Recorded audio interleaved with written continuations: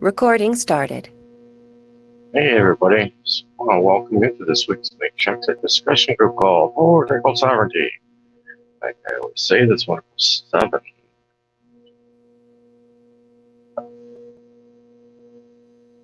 Wonderful Sunday. First day of the week. Not Sabbath? No, it's 7th day, obviously. Anyway, just kind of messing around with some controls.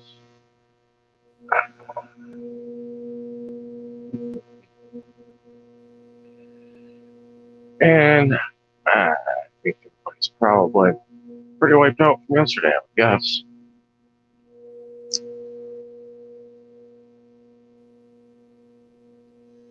People probably had a late night last night.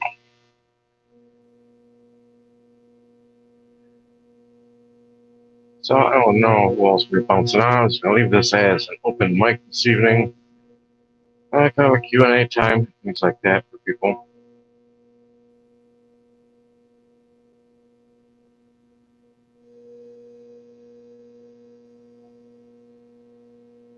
So if anybody had anything they wanted to go over this evening, feel free to jump on.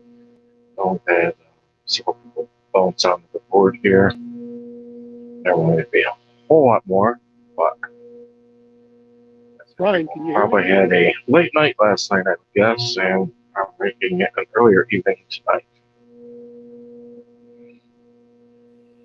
Ryan, can you hear me?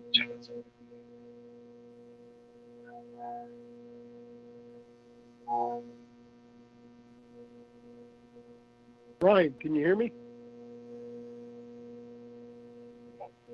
Alright, somebody messaging me during the call.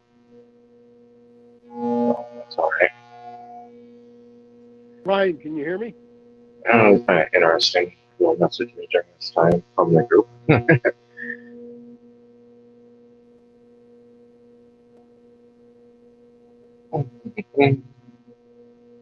Responding back to him.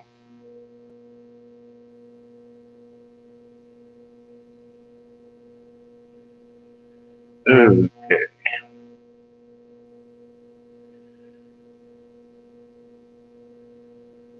I'd say, as far as maybe these calls are going, a lot of these podcasts are going, and different things that I'm posting into the group, and maybe on open social media as well. A lot of things people probably find quite confusing because a lot of people jump down this rabbit hole trying to figure out what's going on with the law, things like that, and immediately come across all the claims that this is a de facto government running things.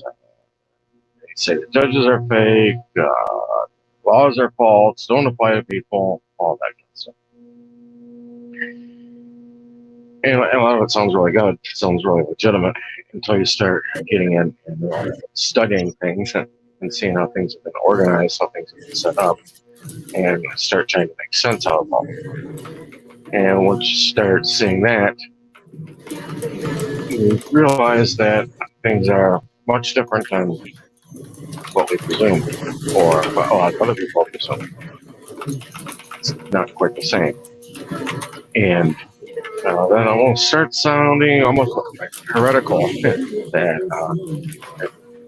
saying maybe some things are a little bit different. But people don't realize, even though a lot of those previously held beliefs are false, that there still is remedy within the system. It still does exist.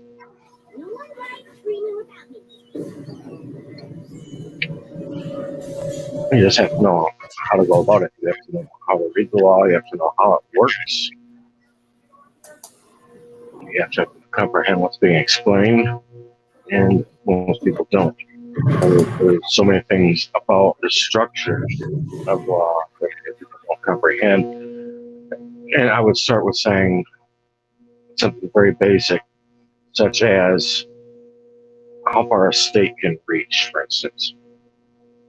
And people will make this argument in court, saying that maybe something is unconstitutional, things like that. And that they basically get ignored by the courts. and they just steamroll over and keep going. And the reason why is because for the courts to stop and start explaining a lot of these things to people, they actually be educating you on the law. And that's not their job. And they're not going to do it. In fact, they prefer you stay in the dark about it. Makes their life a whole lot easier. Stay in the dark. So when it comes, for instance, to the reach of the state, let's take like driving, for instance, and people will argue up and down that the Constitution claims that you have the right to travel, which you do.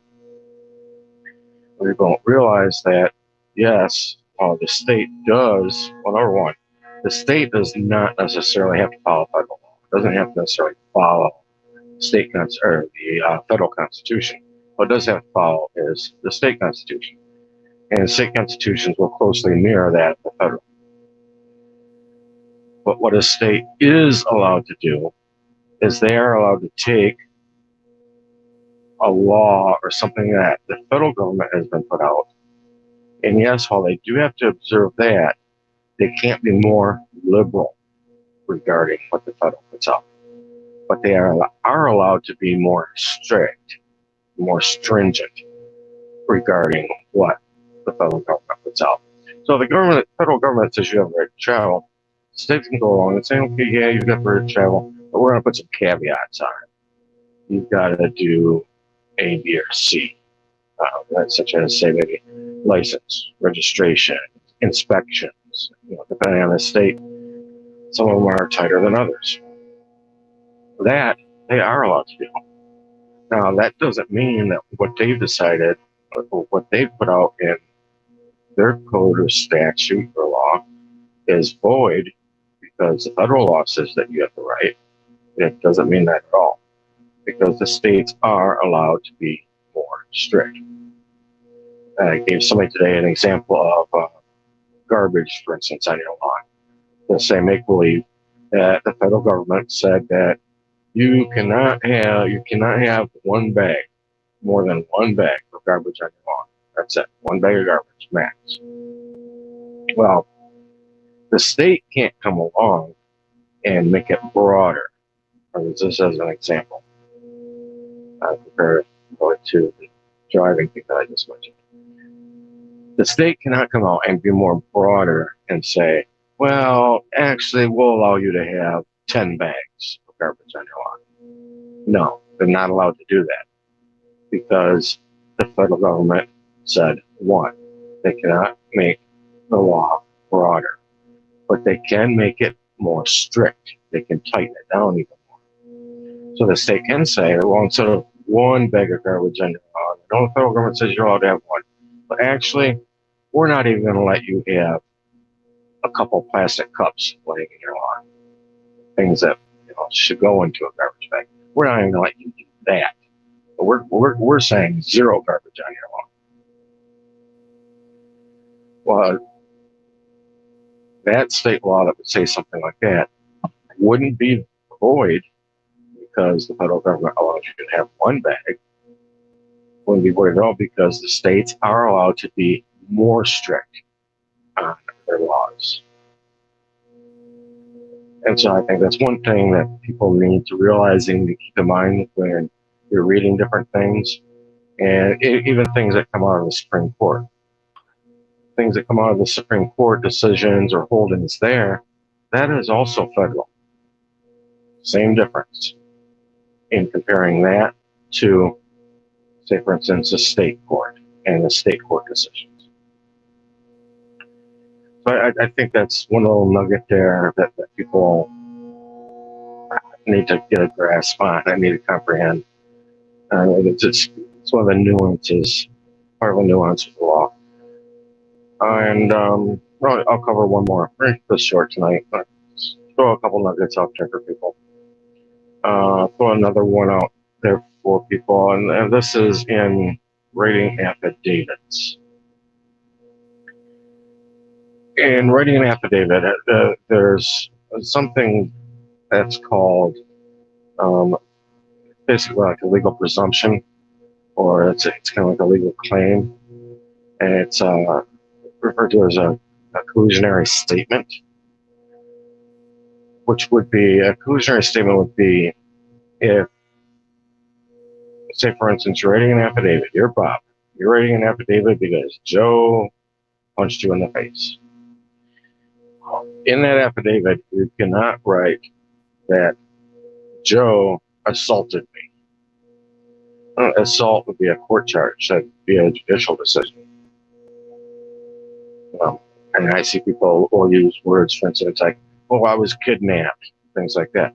Those are conclusionary statements.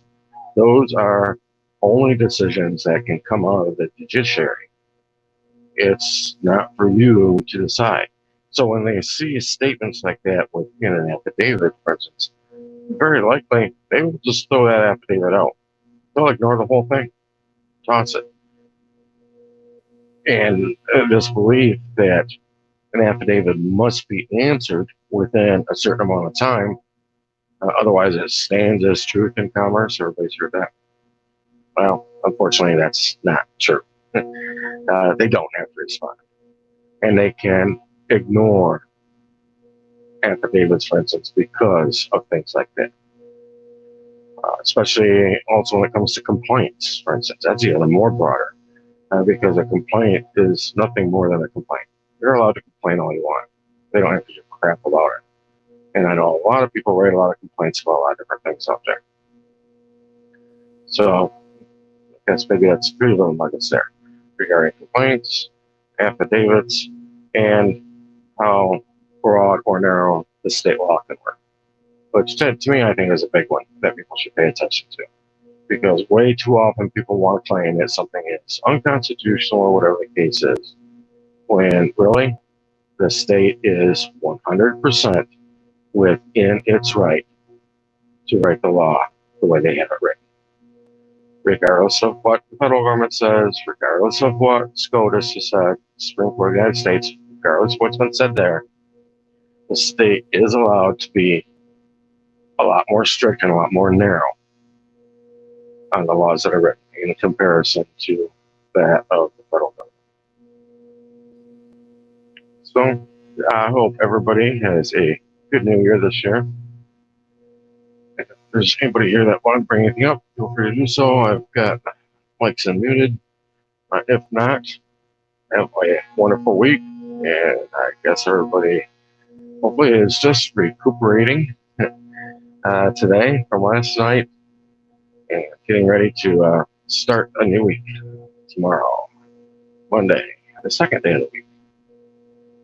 All right, everybody. You have a wonderful evening. Good talking to people. I hope everybody's well. And catch you next Sunday for the Matrexit Discussion Group call. Good night.